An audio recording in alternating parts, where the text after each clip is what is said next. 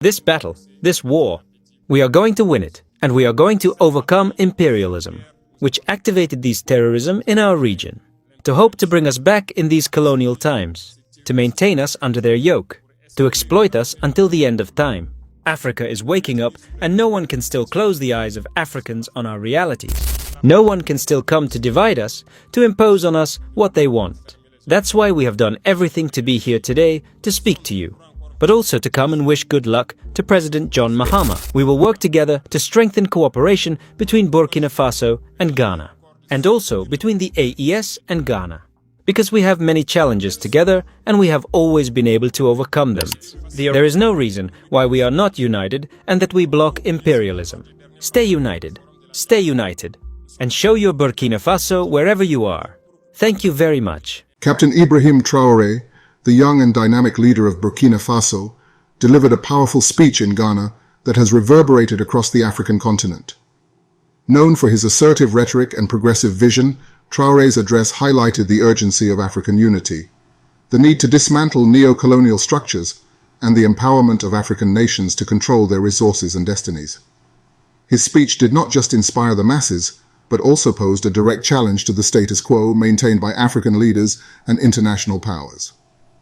Traoré's visit to Ghana came at a critical time when Africa is grappling with multiple challenges: political instability, economic dependency, and the lingering impacts of colonialism. Addressing a gathering of leaders, intellectuals, and citizens, Traoré emphasized the importance of Pan-African solidarity in overcoming these hurdles. His arrival in Ghana was met with widespread enthusiasm, symbolizing hope for a new wave of leadership in Africa. Traoré's speech was directed not only at the people, but also at African leaders, many of whom have been criticized for failing to deliver meaningful progress. It was a wake-up call to those who prioritize foreign interests over the welfare of their own citizens. Together, with faith and determination, we will overcome all obstacles. In life or in death, we will win. It is an immense pleasure and an honor to be here among you. And it is for this that I thank God for allowing this meeting to take place. God, thank you. 10:56. We were able to arrive well this morning, and we are very proud to be among you and to exchange with you. It is really an honor. First of all, I would like us to observe a minute of silence in memory of all our martyrs.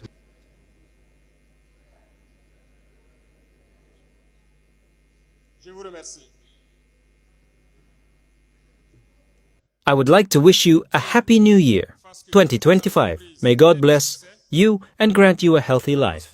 May God make all your businesses successful, prosperous, and may there be union and love in your respective families and among you. May God protect you throughout this year, 2025, and help you realize your dreams. I would also like to pay tribute to our valiant fighting forces, who fight with their body and soul, as you can see, so that our Burkina Faso remains standing. Noble work, men of integrity. Each time they throw themselves into the mud, they know well that some will stay there, but duty calls them. This is the job of the army. We often feel nostalgic, but those who have the chance to defend Burkina Faso today, we must encourage them and applaud them.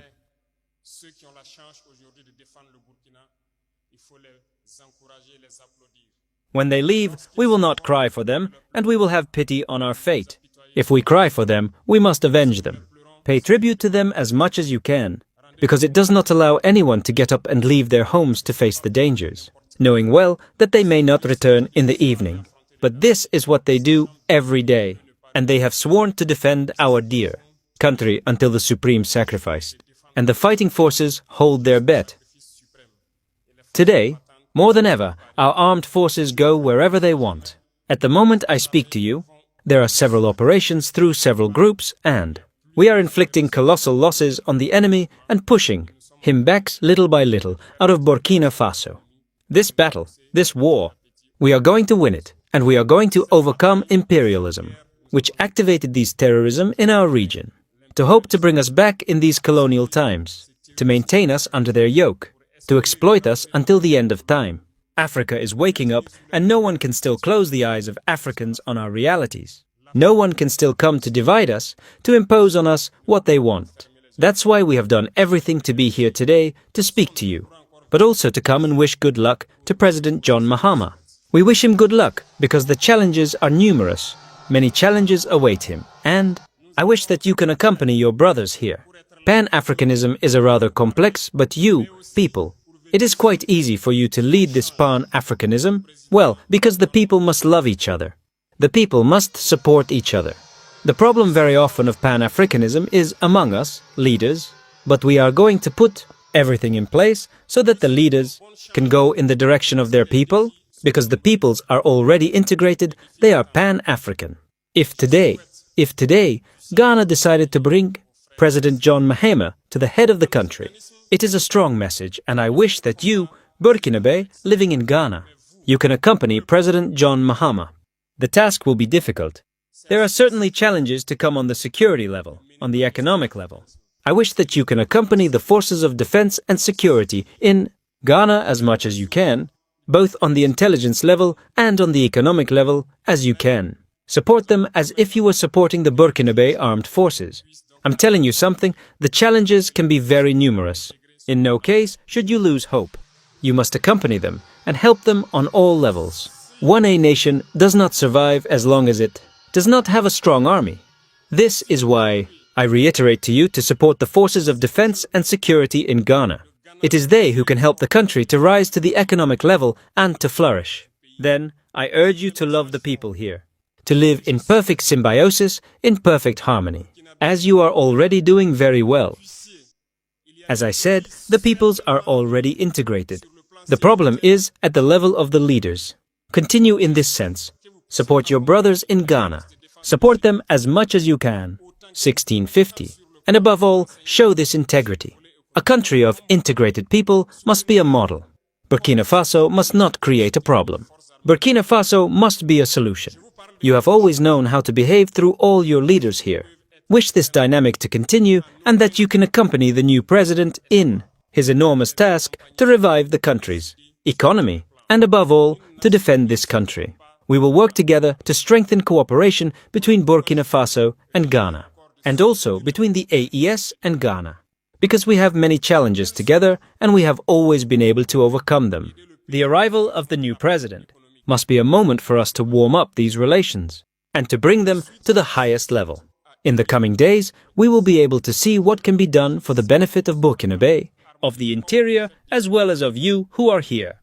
The grievances immediately raised by the representative are current grievances. And I think that the Ministry of Foreign Affairs has to be able to reorganize the diaspora, so that we can solve these problems as easily as possible. This is why the councils have been established and the administrative documents and other documents you need to express your nationality are being modernized. If you follow the news, we certainly had documents, but it is not secure enough. Today, we are in a dynamic to secure all the identity documents in the country, but also in the space of AES and to harmonize them. This is why it takes a little time, but in January, normally, a meeting must take place with experts to perfect this issue of identity documents.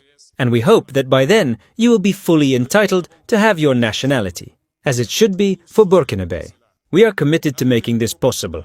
Burkina Faso is committed to a path that you know. A difficult path, perhaps, full of obstacles. But be sure, you should never lose hope. You should never be afraid. You should never doubt for a moment. From where you are, we hear your support. We feel it, and all those on the ground, and the population in the country, feel the support of the diaspora. And we expect to be able to continue to motivate your brothers inside, and that we can together re-gild the coat of arms of Burkina Faso. We have a dream, and this dream will be a reality in a very near future. Terrorism will end. We will develop our country. We will develop our industries and make it easier for you, investors, to come and invest in the country in secure conditions and in economic facilities that you want. We did not forget this during the last Diaspora Forum. We are seeing everything that can be brought together to allow you to come and invest easily in the profits of your brothers, because we are an importer country and we know how to say it. Today, the dynamic is to be able to transform our society. You have the chance to be in Ghana. Ghana is an ingenious country, and I think that a lot of technology can be transferred from here to the country. So we are waiting for you. As for us over there, we are developing to bring young people back to production. Production, especially agriculture and transformation. Because we cannot conceive that in this 21st century, we will continue to import almost all our food from abroad. While we have a huge potential, we have the land. This year, we did the experiment on the portion that was secured. We are satisfied with the results. Which means that next year, if God pleases, we will continue to provide our support to the peasant world, but especially to young agricultural entrepreneurs who want to get into production and encourage these industries of transformation. Burkina Faso will shine. Burkina Faso will be great. Our dream will come true, if God pleases. And I encourage you to stay united. United between you and united with those who have welcomed you here. Be united with your African brothers. We are reactivating the Black People's Institute, because Africa has the same history. We are treated in the same way by the imperialists. There is no reason why we are not united and that we block imperialism. Stay united, and show your Burkina Faso wherever you are. Thank you very much. We pray to God that everyone can return in peace, as well as we thank you for where we came from. And above all, thank you to all the leaders present here for the mobilization, for the effort of union that you make between Burkina Faso and here. We are very grateful to you. And thank you for the effort that is made so that the young people that we are stay attached to our culture. It is the only thing that if we lose our identity. This is why we have set up a day especially dedicated to our roots. Continue from where you are to teach the youth, to always be attached to their culture and never lose sight of it. Thank you to everyone.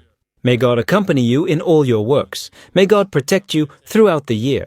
And may God bring you back, everyone, safe and sound, from where you came from. La patrie ou la mort. Thank you very much. Key themes in Traoré's speech 1. African unity and self-reliance. One of the central themes of Traoré's address was the call for African unity. He stressed that Africa's fragmentation has been its greatest weakness, exploited by external powers to control the continent's resources and dictate its political affairs. Traoré stated, "No one will come to save us. We must save ourselves by working together as one Africa." His words echoed the ideals of leaders like Kwame Nkrumah and Julius Nyerere, who championed Pan-Africanism during the post-colonial era. Facebook. Traoré's emphasis on self-reliance resonated deeply with the audience. He argued that Africa's dependency on foreign aid and imported goods has undermined its sovereignty. He urged African nations to leverage their natural and human resources to build robust economies that serve their people, not external interests. 2. Dismantling neo-colonial structures. Another significant aspect of Traoré's speech was his critique of neo-colonialism. He pointed out that despite achieving political independence, many African countries remain economically and politically tethered to former colonial powers. Independence is meaningless without true sovereignty, he declared, challenging African leaders to break free from exploitative trade agreements and foreign interventions. Traoré cited examples of how multinational corporations continue to exploit Africa's natural wealth, leaving little benefit for local populations. He called for renegotiating these arrangements and ensuring that Africa's resources are used to uplift its people. This bold stance positioned Traoré as a leader willing to confront powerful global entities for the sake of his continent. YouTube. Traoré's speech also highlighted the critical role of Africa's youth in shaping the continent's future. With Africa being the youngest continent demographically, Traoré argued that the energy and creativity of its youth are key to its development. He urged leaders to invest in education, innovation, and job creation to harness this potential. Youth are not just the future, they are the present. We must give them the tools to lead and create a better Africa, he proclaimed. His words inspired many young Africans who see him as a leader who understands their struggles and aspirations. 4. Challenging corruption and leadership failures.